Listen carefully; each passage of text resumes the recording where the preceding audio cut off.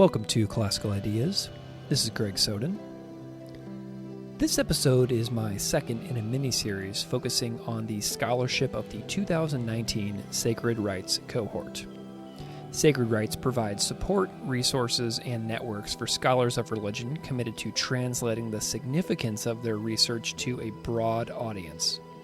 I highly recommend checking out their fantastic work on Twitter at sacred_rites or online at sacred-rites.org. So, having grown up Catholic, when the news began to break of the intensity of Catholic clergy sex abuses when I was a senior in high school, I was driven further than ever from the religious tradition in which I was raised. Having gone through communion and confirmation and a specific tradition only to see a curtain pulled back on a tremendously dark underbelly was utterly shocking and frankly poisoned me from being interested in religion involving a church for a long time.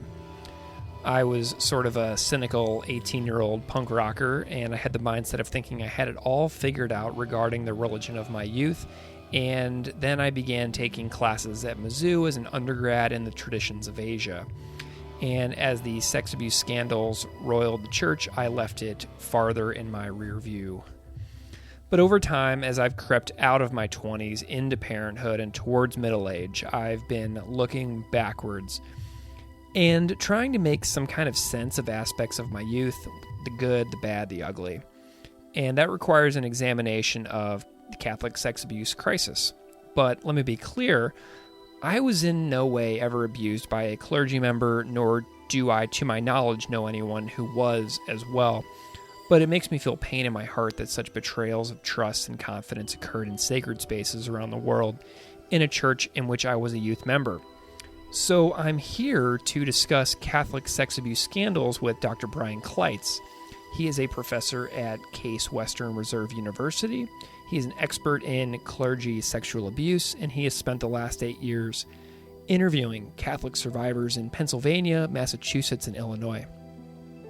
He has an upcoming book, Surviving Soul Murder, in which he explains how survivors have transformed their pain into legal and political reforms, and how the Catholic scandal has changed the way that other Americans think about sexual assault.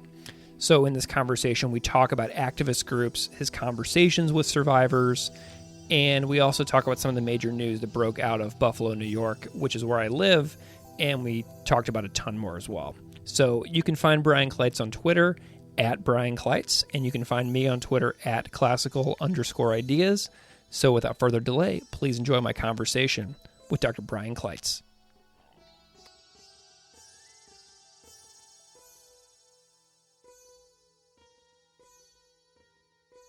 Dr. Brian Clites, welcome to Classical Ideas. Thanks for having me, Greg. It is absolutely wonderful to have you here. I'm so excited with this project that I'm doing with Sacred Rites Fellows from 2019. Can you just spend a moment and introduce yourself to the audience however you see fit?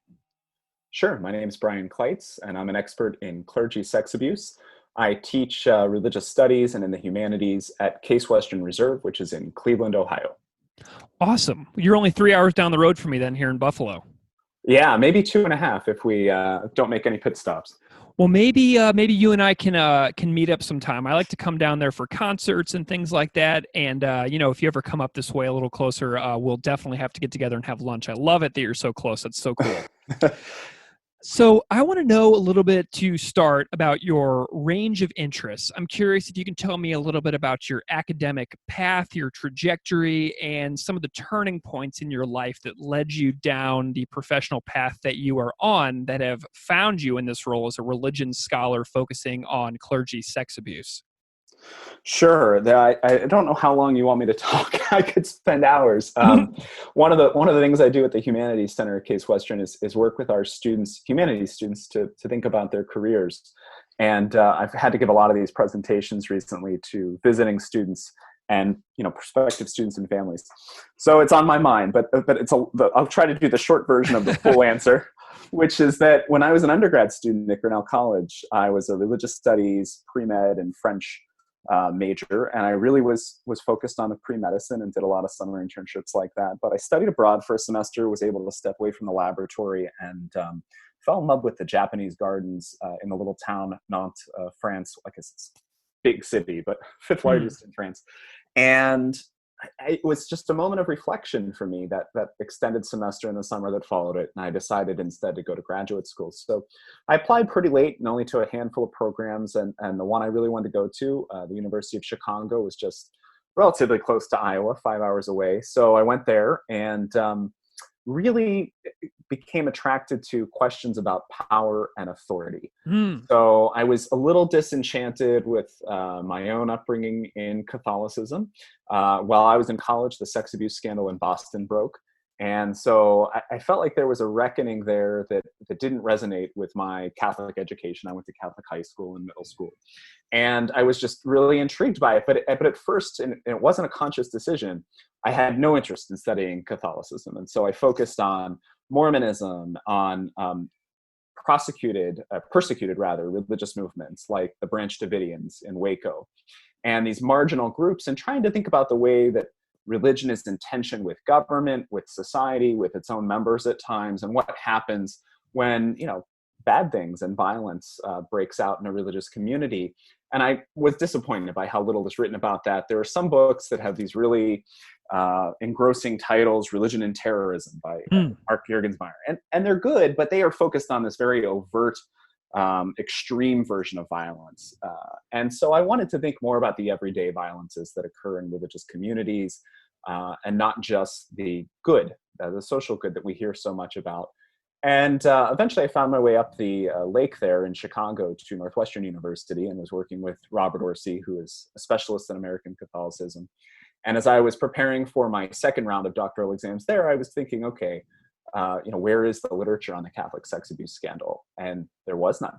And I just switched projects almost immediately.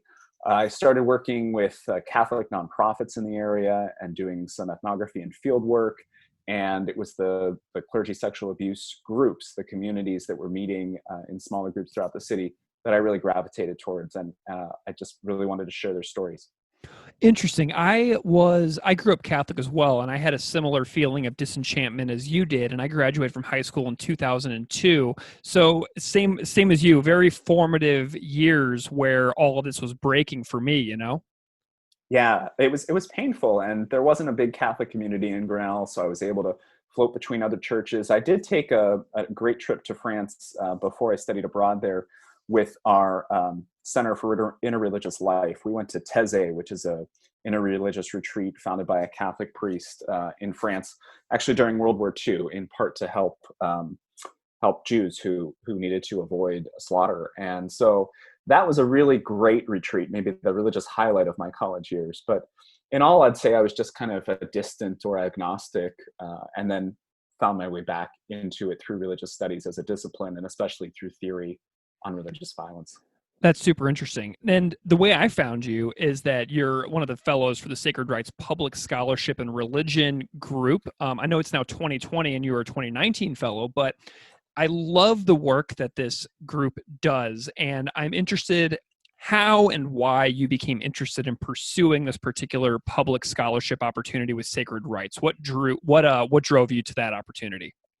I'm so lucky to have been a part of that first cohort, and just an amazing group of women and men who they assembled. I didn't know anyone in the Sacred Rites leadership, and I only ended up knowing one other person kind of vaguely from my cohort, Trina Gandhi. And so it was an amazing experience for me. But the reason I applied was because I was already beginning to dip my toes into public scholarship. And I learned very quickly how immediate the public backlash can be when you put your work out there, how challenging it is to write without jargon and for a broader audience. I mean, one of the journalists I've worked with at The Conversation really, really had to help me learn how to write for a wider audience. And I'm so grateful to her. So the short of it is, I was taking all these risks, kind of doing it in a very careful and deliberate way, but without any formal training. And my university, Case Western, was quick to promote this work, but I didn't feel like they had any institutional centers or places where I could get that training. So when I saw this opportunity online and I to be honest. I noticed it because of all the great GIFs that Megan Goodwin uses on the Sacred Rites account. Yeah. And they built a great website, and it caught my eye, and people started having some buzz around the application process. And I set aside a lot of my winter break that year to put together the strongest application I could. And I really think I just barely squeaked in, and I'm so grateful to be a part of their cohort. Well, illuminating the ideas and the work that scholars and universities do, and putting that out in ways that is consumable by people outside of the academy, I mean, that is absolutely essential whenever you think of the important roles that religion plays in cultures all over the world. Being able to digest the work that scholars are doing in the public realm, I mean, that is just beyond important. So I'm super grateful for this organization's existence, because it just puts so many important ideas out into the wider world. You know what I mean? Yeah. Kalpana Jain, the woman editor who helped me at the conversation, did end up being featured, invited by Liz Bucar to be part of our training. And the way that they and the other editors they brought in kind of structured this for us, made it accessible, took a lot of the intimidating factors away, demystified Twitter, which was new to many of us. And it's been a really great experience. That's so cool. Well, and let's turn to some of your work that you have done as a part of this cohort. I'm really excited about the work that you are putting out about the Catholic sex abuse crisis. And when I say excited, I mean, I feel like it's important, not that I'm personally excited by the topic, but as you may or may not know from our earlier conversations, I live in Buffalo, and it's been big news. What you write about has been big news in my city recently because of the resignation of Bishop Richard Malone, and for his participation in like the clergy sex abuse cover-ups in this diocese in Buffalo. So you wrote a piece in the conversation about Malone, and you write that he is the 7th U.S. bishop since 2015 to be forced out of power. So I'm curious, and I know that I have some listeners in Buffalo as well. What happened in Buffalo that has been replicated in other places around the country? Yeah, so Buffalo is the latest in a number of tragic narratives that have unfolded, and they usually share some similarities. To paint a very, a portrait with very broad strokes, in Catholic dioceses where abuse was reported early and often, bishops and auxiliary bishops and sometimes cardinals knowingly attempted to hide that scandal from the general public, and often from their own clergy and parishioners. And as the lawsuits have piled up and bankruptcies have been filed, I think there's been a broader kind of reckoning with the scope and the depth of this. And even survivors themselves, who are primarily the folks that I work with, they're angry and upset about their own abuse. But to my surprise, many of them have forgiven, and that's their word, forgiven the priest or nun who abused them physically, but retain kind of their deepest angers and emotions towards the bishops who covered it up. And so for me, there's the tragedy and the violence of the abuse, but there's also the violence of the cover up. Interesting. Well, and I know that a group here in Buffalo, and maybe around the country, called the Movement to Restore Trust. Can you tell me a little bit about this organization's role within Buffalo? Yeah, sure. So I guess I didn't speak to Buffalo specifically. We want to step back 3 or 4 years. Allegations began to emerge. A lot of the best coverage was happening by a reporter in Buffalo. His name's Charlie Specht, who I haven't met, but I've corresponded with briefly and really admire his dogged reporting. And Specht's kind of reporting on this was really boosted by one of the first whistleblowers within that diocese, who was actually the bishop's secretary, one of his administrative assistants, Siobhan O'Connor. And she began leaking a document showing that the abuses were being covered up. As the public outcry from other Catholics rose, she was joined by a number of other whistleblowers, including a few priests. There was a former priest and survivor, James Falfalujak, as well as Father Bob Zillix, who started circulating petitions and generating a discourse about what accountability would look like in this case. And they asked for the most obvious thing, which was for Malone to resign, and he refused. So in the fall, the Pope, who is the only person who can commission these special investigations, Pope Francis commissioned one. They're called an apostolic visitation. And the results of that are rarely made public. They weren't made public in this case. And in fact, the priest that the Vatican chose to lead that delegation is now facing his own sexual abuse allegations. So it was kind of tainted from the start. But in the middle of that process, Malone finally did offer his resignation. And shortly thereafter, the new interim bishop filed for bankruptcy, which could be good or bad for the survivors there, because it's unclear whether they'll receive the kind of truth and the documents that would have come to light in a civil lawsuit. Now that it's in bankruptcy court, they're more likely to get a settlement sooner. But again, the amount of those settlements is probably going to be smaller. So alongside those whistleblowers, there was a lay movement that started in Buffalo. And as far as I know, it really is confined to Buffalo right now, called the Movement to Restore Trust. And I don't know too much about their founders. I've read everything I can find on them. But what I can say is that they've been very successful at mobilizing a broader coalition of Catholic parishioners throughout the diocese that were calling for Bishop Malone's resignation. And I think that really pushed him, along with that apostolic visitation, to resign. The way I study Catholicism is always to look at this interplay between the international and the high-powered officials, as well as what's going on the ground. And it's hard to tease apart here, but I don't think the Vatican would have even opened up this investigation and put that public pressure on Malone were it not for the Movement to Restore Trust. Wow, that is amazing. And the role of the internal whistleblowers seems really intriguing to me as well. So you mentioned the person who was in there. How did the staff in Buffalo play a crucial role in exposing Bishop Malone's role, leading to his vote of no confidence? Because, I mean, that is a very brave move. Is there anything else that you can say about the people on the inside who were important? Tremendously important. And it wasn't just Siobhan O'Connor, but others on that staff. And they've received a lot of news coverage in their own right. So listeners can go and find not just news articles, but also radio and television interviews with them.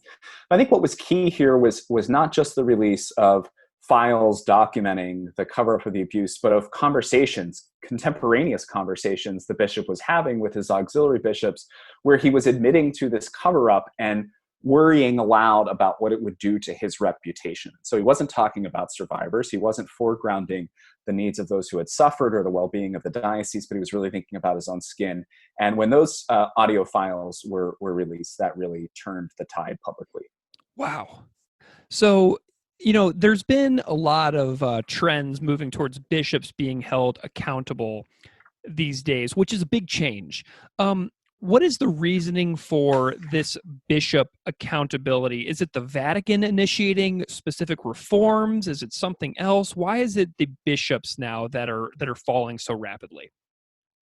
There was a lot of hope among American Catholic clergy sex abuse survivors when Pope Francis was named to the role. They really thought, given his care for the poor, how down to earth he seemed, his reputation of having this no-nonsense and non-hierarchical vision for the church, would translate into better reforms on this issue and better accountability for its bishops. But the actual track record Francis has had now has been much more mixed and pretty disappointing to survivors.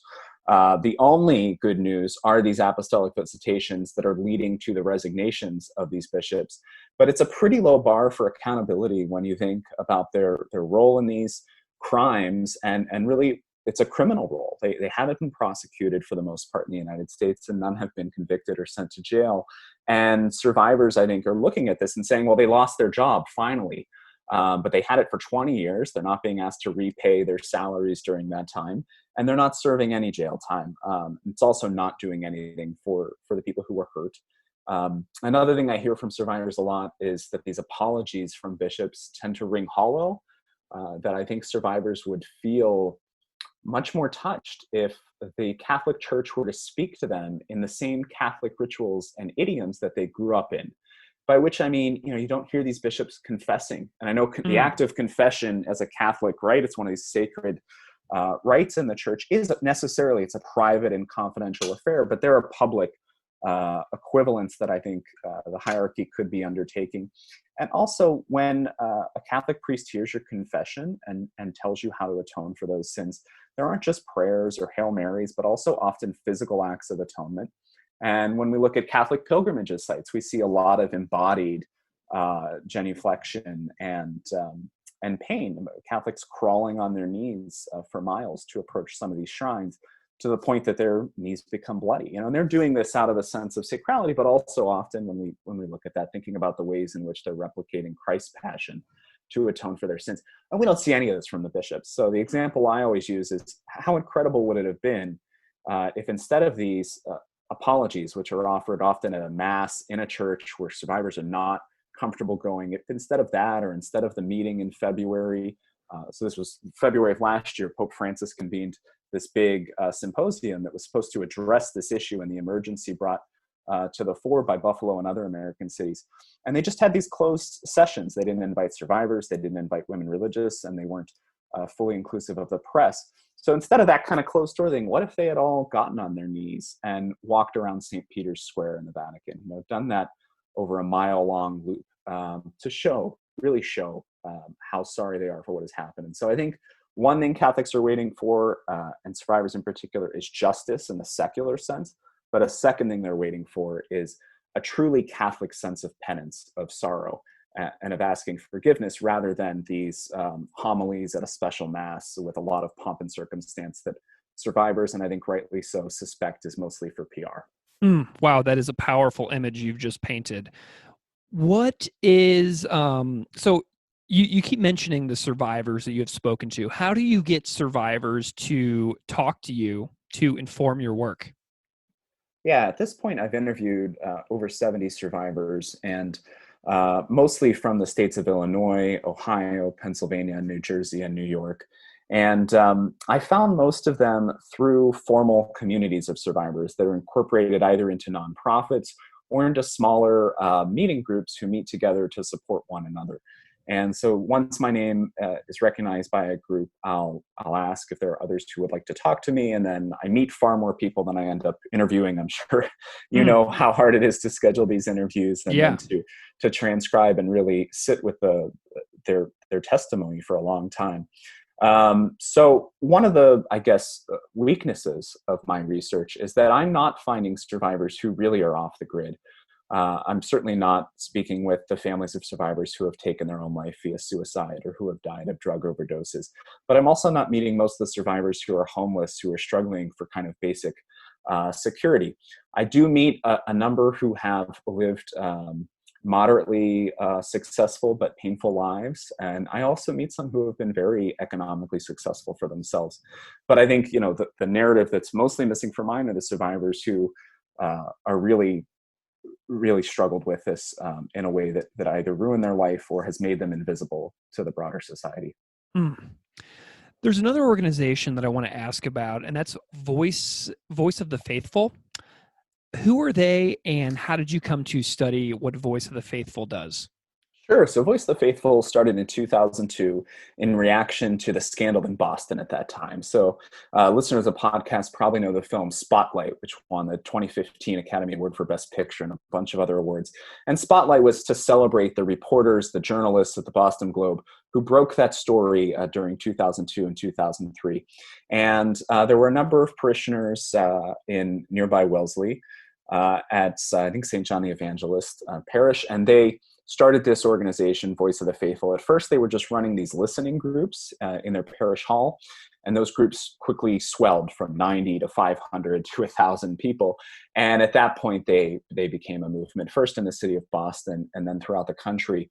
That is that part of Massachusetts, that suburb is very wealthy, and it had some very connected, socially, intellectually connected individuals who were among its leaders. And so I think that really helped their growth. One of their co-founders, Jim Muller, was a Nobel Peace Prize winner for his work, anti-nuclear work during the Cold War, along with Soviet doctors. So that's an example of, it's hard to replicate somebody who has that many connections, and the way that they can both speak to the press, but also reach other Catholics, reach parts of the church, and then quickly start up an organization, all the fundraising that's needed for that. So at one point, I think at its height, Voice of the Faithful had more than 150 chapters throughout the United States. And when I began my research a decade ago in Chicago, they had 7.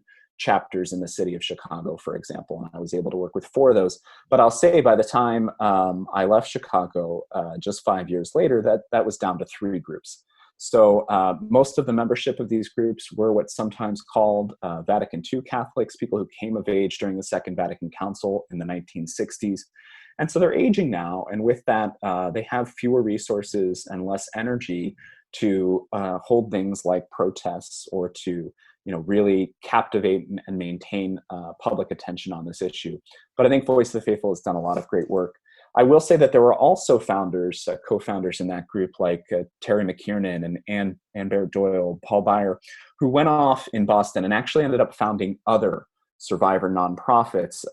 Terry and founded bishopaccountability.org, which is a really well-known website. It's like the WikiLeaks, if you will, for clergy sexual abuse. But they left Voice of the Faithful or kind of left its leadership. They still support the organization because they felt like they weren't putting survivors first. And Paul Byers, his organization, which no longer exists, was called Survivors First. So Voice of the Faithful has this 3-part mission statement where they want to support survivors, support priests of integrity, and reform the church. And a lot of survivors think that those other 2 goals are at tension with supporting them. Not all survivors want to keep going to church. They don't feel at home or welcome. And some of them get physically sick at the idea of sitting through a mass or of taking communion from a male priest. And although they recognize there are priests who are not directly responsible for their physical abuse, the scope of this cover-up is so wide that it tests credibility and rationality to suggest that most priests didn't have reasonable hints and that they weren't essentially turning a blind eye. Well, and I was thinking about that because I imagine that some priests were extremely disturbed by a lot of the news that came out. Like, I have to believe that there were some priests who just were completely blindsided by this. And I'm wondering if there are any priests in the country who sort of maybe discreetly or subversively supported Voice of the Faithful to kind of get the group to be successful against the bishops. Was there any priestly collaboration with the activists against the leadership in order to further the agenda of bringing these crimes to light? One thing that's been really interesting for me is to learn how many priests and bishops are supportive of survivors and of survivor organizations. Sometimes they will secretly make donations or volunteer their time, but sometimes they're willing to also become whistleblowers and be out there more publicly. So, for example, right off the bat, Bishop Tom Gumbleton of Detroit supported Voice of the Faithful. Bishop Jeffrey Robinson of Sydney, Australia supported Voice of the Faithful. Father James Connell in Milwaukee supported them. And I think they were able to do that in part because Voice of the Faithful's mission, their mission statement, starts with the phrase, "Keep the faith, change the church." And so they really think of themselves, and so does the Movement to Restore Trust in Buffalo. Both of these groups think of themselves as wanting to remain Catholic institutionally, not just spiritually, and wanting to maintain things like the priesthood, even as they, question, do priests need to be celibate? Is there room for women in the priesthood and things like that? I also think these bishops like Tom Gumbleton were able to come forward because of the courage of prior whistleblowers. Foremost, Father Michael Peterson, who founded the St. Luke Institute in Maryland and later died of AIDS. Father Tom Doyle, who's a canon lawyer and has been the most outspoken survivor advocate since the 1980s. And former Benedictine psychologist Richard Sipe, who died 2 years ago, but who had published quite a bit on the intricacies of how the church handled this from a therapeutic and medical context, including the ways that the church and bishops who were trying to hide this problem would often code it in priests' personnel files. So just like any other employer, even though it often denies it has liability as an employer, the Catholic Church does keep some pretty good records on its priests, on its dioceses. And in files of priests that were removed or asked to take time off, they would often write about this as a problem, or wrestling with boys, inappropriate touch, or in the even more enraging ones, they would refer to it as alcoholism. Mm. And because many priests did suffer from alcoholism, it makes it all the more difficult now for researchers, even when we can get access to these files, to try and guess whether this was coded as one thing but actually signifying another, or if we're dealing here with a priest that had a legitimate psychiatric or medical illness unrelated to child sexual abuse. So yeah, I think those earlier whistleblowers really did pave the way for Voice of the Faithful, and it means a lot to survivors to have priests and bishops who stand on their side.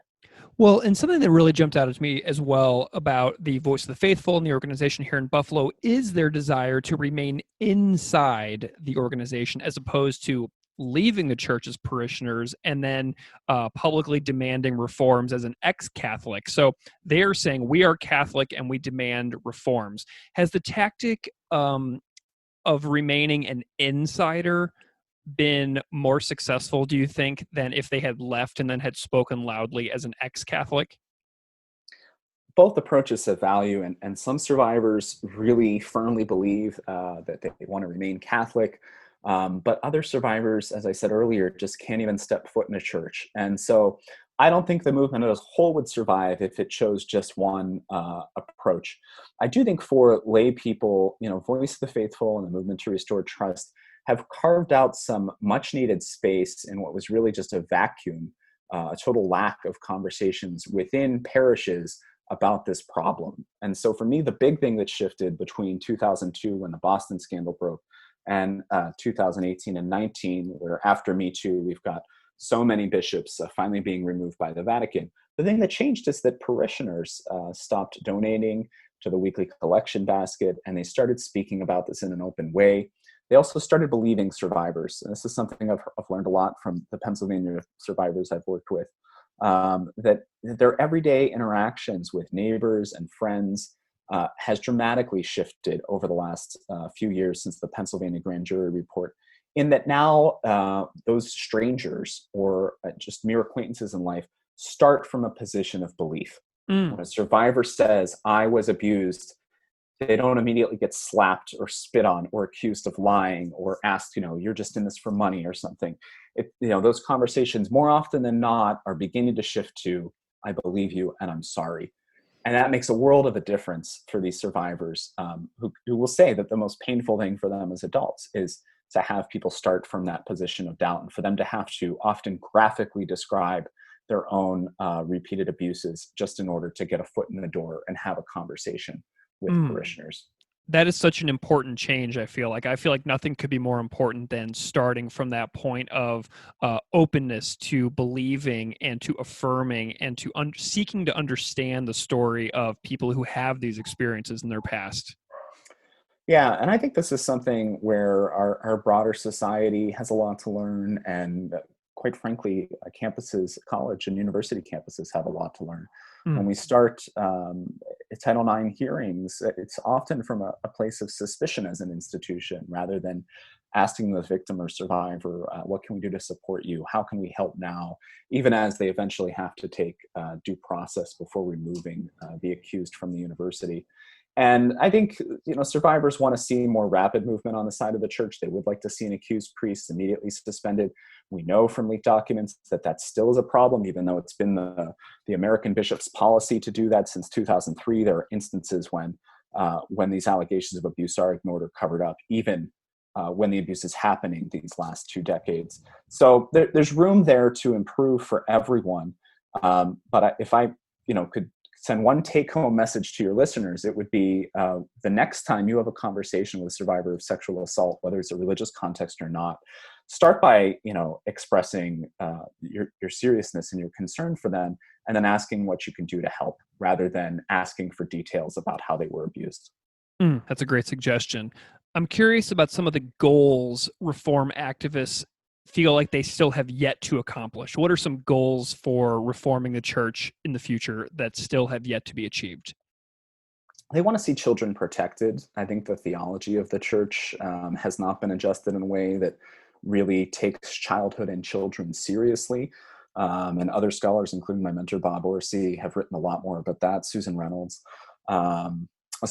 Ridgely at Wisconsin does great work on Catholic childhood and communion. I think for survivors, the main reform they want to see at this point are secular. They really do want to see justice served. Um, 30, 40 years ago, when the first American survivors came forward publicly, they were looking for a pastoral response from the church. They wanted an apology from their bishop. They wanted their priest removed. They wanted the church to maybe cover counseling for their children. But survivors, as they've recognized the scope of the scandal, have, I think, grown really frustrated. The church kept bringing attorneys to those meetings, and eventually survivors wised up and they said, okay, if we want to get our foot in the door, we need our own attorneys. And I think for worse, but I'll say for better or worse, the whole scandal has taken a very litigious turn to the point where it's mostly being adjudicated in church and in courts. And there are few opportunities now for survivors to meet face-to-face without an attorney present in order to work out their concerns with their bishops. So in the current context of the crisis, I'm a historian, so I'm thinking about how it's changed over the last 40 years. Mm-hmm. But these days, more often than not, I think what survivors want to see is these bishops not just be removed, essentially given a cushy, really cushy retirement. So even after they're removed by the Vatican, they still continue to get all those benefits you'd get, a pension. And I think they want us to begin to see the American courts recognize their assaults as true, sexual assaults, and to prosecute these criminals.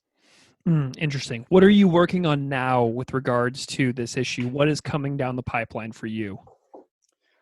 I thought I had kind of wrapped up my research. At that point, I worked mostly with survivors from Illinois and Wisconsin when the Pennsylvania grand jury report broke in August 2018. And it really changed everything for me. And then I had survivors from Pennsylvania reaching out to me, journalists, and also attorneys general from various states.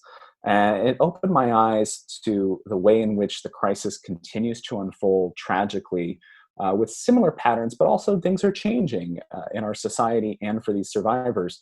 And I really wanted to see how I could give back and how I could help survivors in my own region. And so the past year and a half, I've been working mostly with survivors from Erie, Pennsylvania, from just across the border in Western and Northern New York, and from New Jersey and Eastern Pennsylvania. And they have different perspectives. One of the kind of sub-community of survivors that I didn't that didn't find me or seek me out in Chicago were victims of nun abuse. So not just priest abuse, but also victims who were sexually assaulted by women religious. And I've met far more of those these last few years, and it's widened my perspective about the crisis as a whole and also about what we need to do to support survivors. Our society seems to understand and recognize a male perpetrator, whether the victim is male or female, but we don't have cognitive or social narratives that can make sense of a female sexual assailant, even though those exist, for example. So these survivors are really widening my perspective, helping me to understand the crisis in their regions and their cities, and also changing my sense of what they want from the general public and from the church right now. As I said, it's moving away from apologies and reconciliation towards this more litigious and judicial approach. Well, your documenting and your patience and your listening and your willingness to continue doing such emotionally challenging work is really inspiring. Where can people find you if they want to follow you and go on this, go and follow what you do in the future? Yeah, they should go to the Sacred Rites website. Megan there has put together a great page for each cohort, and those pages link to a lot of our public scholarship. I've written mostly in the conversation. I just wrote a couple pieces, and did a podcast with The Revealer, which is out of NYU. And then, if people want to see my more scholarly stuff, they can always find my email address at Case Western. Just Google my name and Case Western. And then, if they email me, I'm happy to send them more jargon-laden and academic articles. But, again, I would say to folks out there to think not just about what they might learn from me, but what they can learn from survivors in their own communities. People are abused in high schools, not just Catholic high schools. They're abused in our own families. They're abused in our own neighborhoods. And I think all of us, after Me Too, have this opportunity now to have more open dialogue and think more frequently about what we can do to support survivors. Well, Dr. Brian Clites, this has been absolutely a pleasure of a conversation for me. I've learned a lot, especially about my own city, so that's absolutely wonderful. I appreciate your time and your energy, and I'm so grateful to you for spending some time with me on Classical Ideas. So thank you so much for coming on the show. Thanks for having me, Greg. It's been my pleasure.